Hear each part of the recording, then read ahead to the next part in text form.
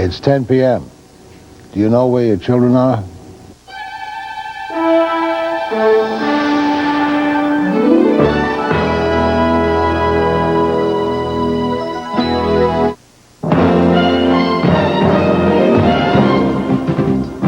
Live from Channel 5 News in New York, this is the 10 o'clock news. The Giants are set for a wild and windy playoff game with the Redskins. The weather could be a factor. The Coast Guard fished 3 Iranians out of the cold New York harbor, apparently deserters from the Ayatollah's army. Good evening, I'm Barbara Laskin. There was plenty of drama aboard a New York Air jet early this morning, but luckily no one was hurt.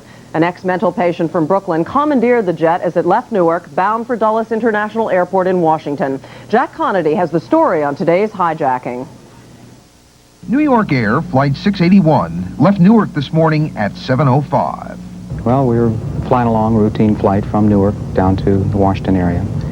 And I got a call from the flight attendants over the interphone, and my lead flight attendant, Lisa Rouse, told me that she had a hijacking note. I had her read the note to me, and at that point then I said, how about sliding under the door so I could get some real concrete. I wanted to make sure it wasn't a joke, you know.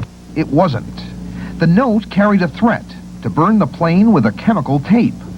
After landing in a remote section of Dulles Airport, the flight crew announced the gate was closed and passengers should get out quietly and quickly. We really didn't know what was happening, but the plane landed in an area where there weren't any terminals. And I turned to my husband and I said, something must be going on because this is very unusual. All I know is when we seen that lady run with the baby, we ran too, and that was it. That was it. But the man who saved the day today is the pilot who stayed on board. Captain Mark Meyer diverted the hijacker to buy time for the passenger evacuations. As I approached him, he sat forward and put the lighter directly beneath the corner of it and was holding it like this and looking at me as if to say, you know, are you going to try and jump me or what, you know? The hijacker demanded to see Muslim leader Louis Farrakhan as the FBI and FAA police surrounded the plane and set up a command center. Inside, Captain Meyer kept buying time. I said, well, do you want to move up front so I can listen to the radio and talk to you? And he says, yeah, I'll move up front. I said, okay, come on up front. And I think he thought I was trying to trick him, so he said, no, I'll move when I want to move. I said, okay. So he stayed in the back the whole time, which gave me the freedom to move around as I needed to. About an hour after touching down, the FBI ordered Meyer to get off the plane. By that time, they knew who the hijacker was, had traced his background. 2 hours later, negotiators coaxed the former mental patient off the plane. After some further discussion, he made a demand for coffee and cigarettes and was ultimately persuaded to leave the aircraft and was given his coffee and cigarettes about simultaneous to the arrest. 50-year-old Norwood Emanuel did not resist arrest. His last known address is a psychiatric halfway house in Brooklyn. I didn't honestly believe that there was anything in the cassette case that he claimed were chemicals. But our training and procedures say that that's not my decision to make, so I didn't. Jack Conity, Dulles Airport. Norwood Emanuel underwent treatment at Kingsborough State Mental Hospital. Then he lived in a psychiatric halfway house in Brooklyn for 3.5 years. An administrator says Emanuel never showed signs of being violent, but he did become, quote, very religious the past 6 months. When he checked himself out of the home 2 months ago, he was predicting the world would end New Year's Eve. It just wasn't a great day for planes originating in Newark.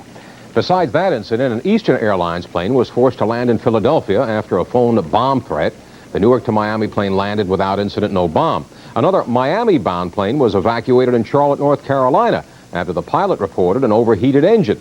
Ground crews found and repaired a small fuel leak. No damage or injuries. And finally, a United Airlines plane that had just arrived in Chicago from Newark made a sharp turn and skidded off the runway into a snowbank. No one was seriously injured there, but you can bet in all the incidents there were plenty of people with wet palms. Well, 4 Iranian stowaways were pulled out of the icy waters off the Verrazano Narrows Bridge this morning. It's believed they are all deserters from the Iranian army and are seeking political asylum in this country. Lynn White has the story.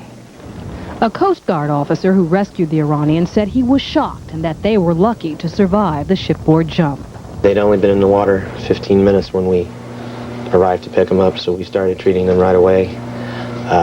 They were able to mutter, but they did not speak English, and they were very cold at the time. So as soon as we had them on deck, we took their life jackets off, their outer clothes, wrapped them in blankets, and started treating them for hypothermia.